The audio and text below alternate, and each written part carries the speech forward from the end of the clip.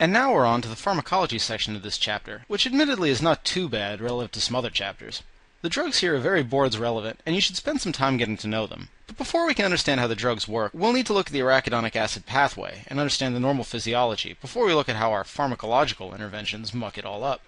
Though it might take a little extra effort, memorizing this pathway should prove fairly high yield, as it tends to be one of the more often tested pharmacological pathways, since aspirin, NSAIDs, and acetaminophen all affect it in some way and are all very common drugs. If you look in this diagram, the whole process begins at the plasma membrane of the cell of many different cells in the body. A single membrane lipid is taken by phospholipase A2 and is converted into arachidonic acid. With this arachidonic acid, there are two directions to go, either down the lipoxygenase pathway or down the cyclooxygenase pathway. The lipoxygenase pathway is simple. Arachidonic acid is ultimately converted into leukotrienes, including LTB4, LTC, LTD, and LTE. LTB4, as you might remember from your pathology chapter, is responsible for neutrophil chemotaxis. This is the L from the mnemonic CILK in the book. The other three, LTC, LTD, and LTE, are all potent bronchoconstrictors. While you won't see these again until the respiratory lectures, the drugs Xoluton, Zafirlukast, and Montelukast all block this lipoxygenase pathway, as it tends to be an effective treatment option to prevent bronchoconstriction in patients with asthma, especially if the asthma happens to be aspirin-induced. Of course, the mechanisms of all these drugs are easy to remember because they all contain Lu in their names. The second pathway that arachidonic acid can take is the cyclooxygenase pathway, or the COX-1 and 2 pathway, which converts arachidonic acid into 3 molecules. The first two are, in some sense, mirror images of each other. Prostacyclin, or PGI2, decreases platelet aggregation and also vasodilates, while thromboxane increases platelet aggregation and vasoconstriction. You can kind of keep the effect on platelets straight by just remembering that aspirin works on thromboxane and that aspirin decreases platelet aggregation. The balance of these two molecules actually ensures that vascular tone is being regulated appropriately, as is the appropriate activity of hemostatic pathways. The third product is the prostaglandins, like PGE2. These have a wide variety of effects, including decreased vascular tone, increased pain, sensation, increased uterine tone, and increased temperature. For example, PGE2 is actually the molecule responsible for setting off the neural signals for a fever. Many drugs affect the COX pathways, namely NSAIDs, acetaminophen, and aspirin, which are all nonspecific and block both COX-1 and COX-2. There are even specific COX-2 inhibitors that allow the COX-1 pathway to remain intact, which we'll talk about in a few minutes. Corticosteroids also function to block arachidonic acid production by decreasing activity of PLA2 as well as protein synthesis that creates the enzymes COX-1 and COX-2. By doing so, steroids can also be potent anti-inflammatory drugs.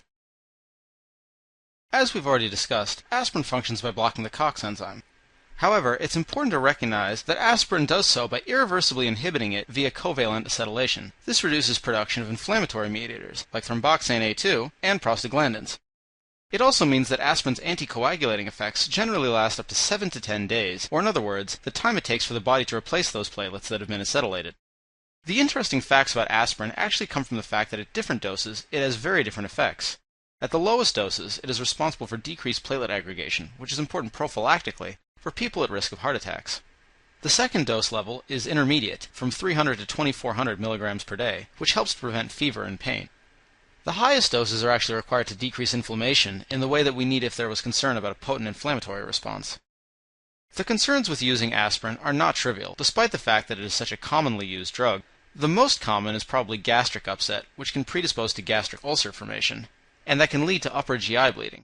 Also, aspirin has a complex relationship with the kidney during excretion, and aspirin use can predispose to acute renal failure as well as interstitial nephritis.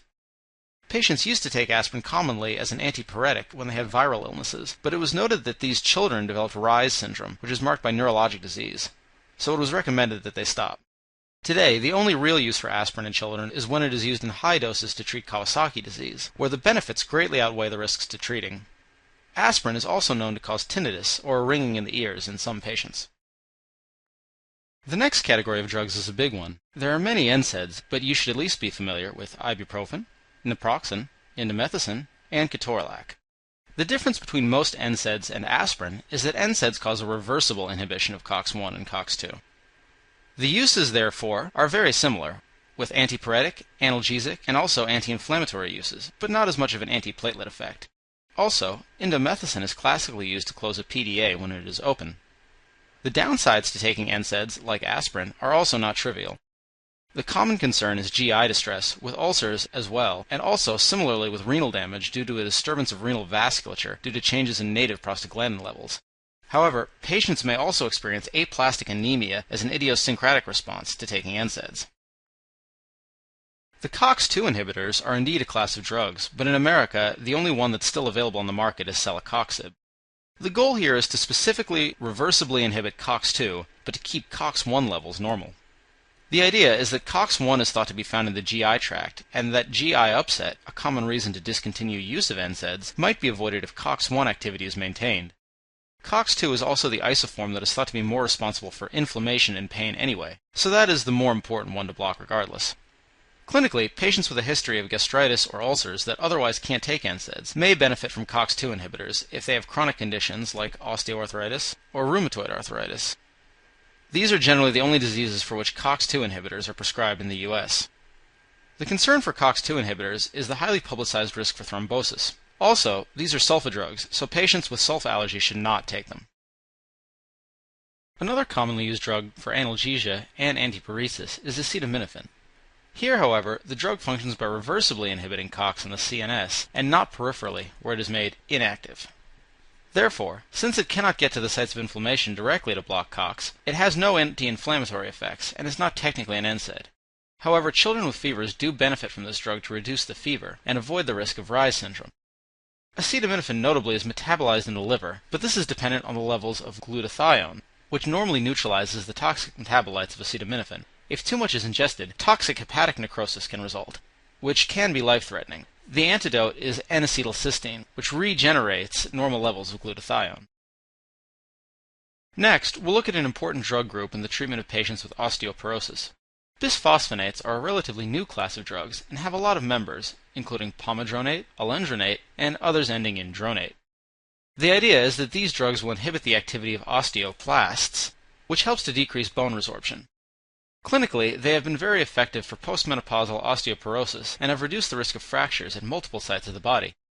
These drugs can also be used in other diseases, namely malignancy-associated hypercalcemia and also Paget's disease of the bone. The side effects listed here are classic, and since these drugs are taken relatively frequently, they are probably worth remembering. As with many drug classes, there are nonspecific side effects, like nausea and diarrhea, but more importantly, you can see corrosive esophagitis, because of a change in acid production and reflux. And it becomes important to time the intake of these pills around meals, and also to remain upright for some time after ingestion to help prevent this uncomfortable side effect. Also, it is important to remember that osteonecrosis of the jaw can be a result of bisphosphonate use. This is also a pretty classic side effect. While we did discuss some of the treatment options for gout, including colchicine for acute flares and probenecid and allopurinol for chronic control, we did not discuss why these are effective medications and how they work in the first place to improve symptoms. To begin, colchicine is a drug that is used in acute gout along with NSAID therapy. The idea is that they bind to and stabilize tubulin in microtubules, which decreases polymerization. This helps prevent leukocyte chemotaxis, meaning that leukocytes have difficulty getting to the site of inflammation and inadvertently causing more damage. As a side note, remember that certain chemotherapy drugs also work by altering microtubule function, such as vincristine and vinblastine. The problem with these drugs, despite their efficacy, is that they have awful GI side effects, especially when taken orally. The reason NSAIDs are often used instead is because they have more tolerable side effects. Before we talk about probenecid and allopurinol, we should look at the normal pathway for uric acid production. Biochemically, purines come both from our diet and also from native nucleic acid metabolism. These purines are then broken down by an enzyme called xanthine oxidase into uric acid. This uric acid goes to the kidney and is dumped into the glomerulus and reabsorbed from the urine at the proximal tubule. In chronic gout, treating with allopurinol is effective because you inhibit the action of xanthine oxidase, preventing the formation of uric acid in the first place. This causes decreased serum uric acid levels. As we discussed earlier, you also use this drug in leukemia and lymphoma to prevent tumor lysis-associated urate nephropathy. Also, if patients are actively taking azathioprine or 6-mercaptopurine for a different indication, patients may not want to take allopurinol because these drugs are metabolized by xanthine oxidase, and using allopurinol might cause the drug to build up to toxic levels. I keep the mechanism of allopurinol straight in my head by remembering that it starts with the letter A for antagonist, which helps me remember that it inhibits the xanthine oxidase enzyme. Probenecid, the other option for treatment of chronic gout, works by blocking the reabsorption of uric acid at the proximal tubule. This allows more uric acid to continue through the nephron and ultimately be excreted in the urine. Interestingly, probenecid also has the side effect of inhibiting the secretion of penicillin, something to be aware of if the patient is on penicillin and on probenecid at the same time. The way I like to remember probenecid's mechanism is to remember it starts with the letter P, and it reduces uric acid levels by making you pee out uric acid. There has been some thought that salicylates like aspirin may improve uric acid excretion, but in fact, this only occurs at very high doses, and it is still only a small effect. At most common doses, salicylates actually serve to increase uric acid retention. The final drug class that will be discussed in this chapter is the TNF-alpha inhibitors. There are 3 of them that you need to know: etanercept, infliximab, and adalimumab. They all do the same thing, which is to block the function of TNF-alpha, but do so differently. Etanercept is a recombinant form of TNF that binds to the TNF receptors, blocking normal TNF from entering these sites. You can remember this by remembering that etanercept is a decoy receptor for TNF. Infliximab and adalimumab, on the other hand, are actually antibodies that serve to mark the TNF molecule for immune destruction. Etanercept and adalimumab have the same indications, including rheumatoid arthritis, psoriasis, and ankylosing spondylitis. Infliximab only differs in that it is not approved for use of psoriasis, but can be used to treat Crohn's disease. As you may remember from earlier chapters, the toxicity of the TNF-alpha inhibitors is that they may predispose to infections because they are modulating an important part of the immune system. The most important of these is a reactivation of latent TB, tuberculosis. This is why all patients who will be started on TNF-alpha inhibitors must have a negative PPD prior to getting treated.